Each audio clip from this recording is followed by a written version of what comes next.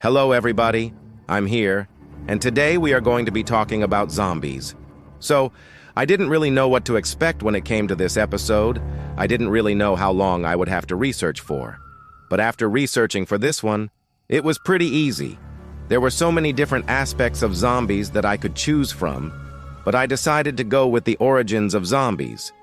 The word zombie actually originated from West African mythology.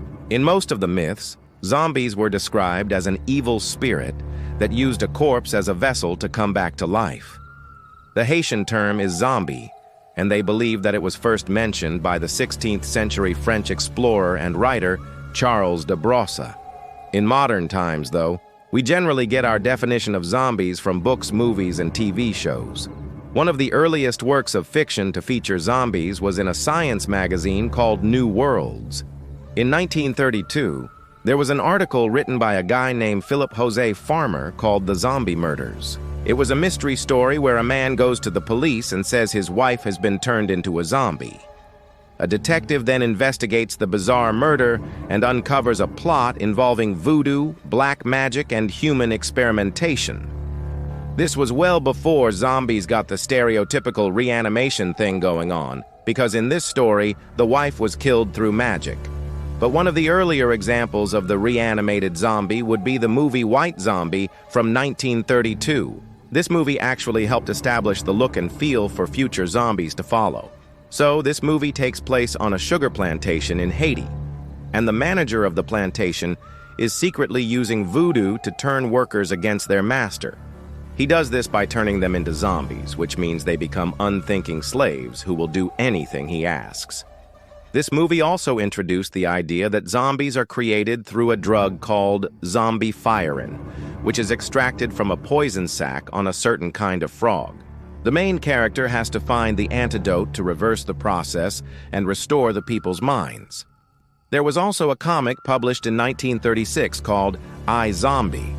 In the story, there is a mad scientist who uses hypnotism and a serum to control the dead, turning them into what he calls living corpses.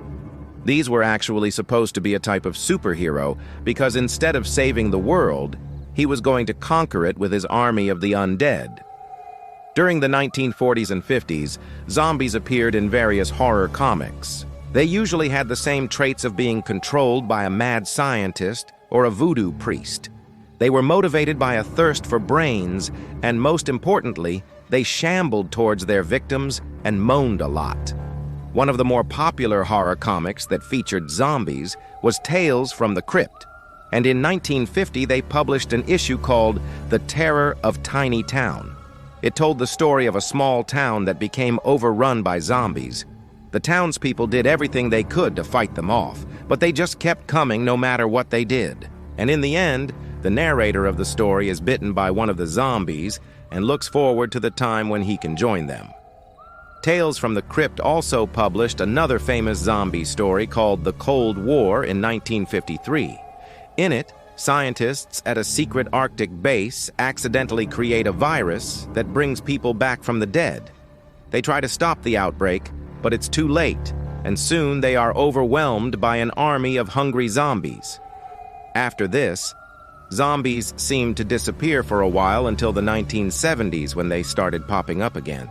George A. Romero's Night of the Living Dead in 1968 was probably the movie that defined the modern zombie. The story follows a group of people who take shelter in a farmhouse after a mysterious outbreak turns people into flesh-eating monsters. As the film goes on, they realize that the only way to survive is to kill any living person they come across. This movie established the classic traits of fast-moving, flesh-eating, relentless monsters that we all know today, and the movie was so influential that it spawned several sequels and inspired countless other zombie stories. Romero would continue to make zombie-related movies throughout his career. In 1985, he released a movie called Day of the Dead. It's the third movie in his series, but it can be watched as a standalone film. This movie kind of flipped the script on zombies because it wasn't really focused on the zombies themselves. Instead, it focuses on a group of researchers in an underground shelter who are losing their sanity due to their confinement. To make matters worse, They have to deal with a zombie that starts to develop some kind of intelligence. Other than Romero's work, there was also a famous Italian zombie movie called Zombie 2, or simply known as Zombie in the United States. The movie was directed by Lucio Fulci and was made as a sort of sequel to Night of the Living Dead. However, there is no connection between the two movies other than both dealing with zombies. This movie is much gorier than Romero's film, and it plays up the shock value a lot more. Some scenes include a man getting eaten alive by a shark, a woman having her arm torn off, and a zombie baby biting someone's face. During the 80s and 90s, zombies appeared in several cult films like Reanimator and the Evil Dead series. They were portrayed in much the same way: fast-moving, flesh-eating creatures that could only be destroyed by destroying their brain. In recent years, zombies have started appearing in TV shows like The Walking Dead and Black Summer. Both of these shows focus on survivors trying to stay alive in a post-zombie apocalypse world. Movies like World War Z and Colin Camp's Zombieland try to add something new to the genre, either focusing on the action aspect or making a comedy out of the situation. I think what makes the zombie genre so interesting is that it's always changing. Even though they may start out slow-moving, flesh-eating creatures, they evolve into super-fast, intelligent beings that can somehow survive in space, or even the undead virus can be weaponized and used to fight wars. Now let's talk about real-life stories of zombies. There was once a case of a girl who was declared brain dead, but then started moving her arms and legs. After further testing, they found out that she was actually awake and had been conscious the entire time. She had a rare medical condition that made her entire body feel very painful. When she was given medication to help with the pain, it caused her to fall into a coma. Because of the way doctors tested for brain death, they thought that she was completely gone. Her case led to new guidelines for determining brain death in patients. There was also a case in India where a boy was brought to a hospital because he was acting strangely. He didn't seem to recognize his family and didn't speak or respond to questions. Tests revealed that he had an infection in his brain that caused him to lose his mind. However, because his body still functioned normally, his parents took him home rather than letting him stay at the hospital.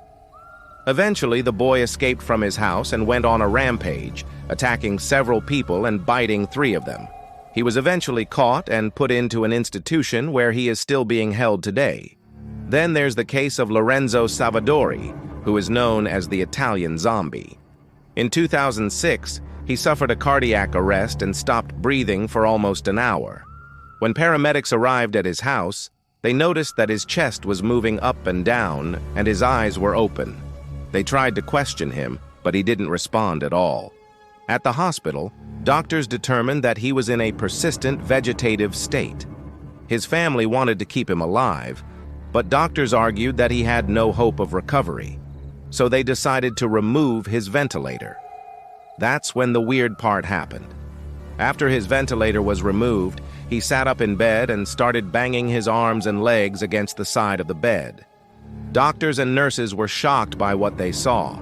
The incident was recorded on security cameras and eventually leaked to the public.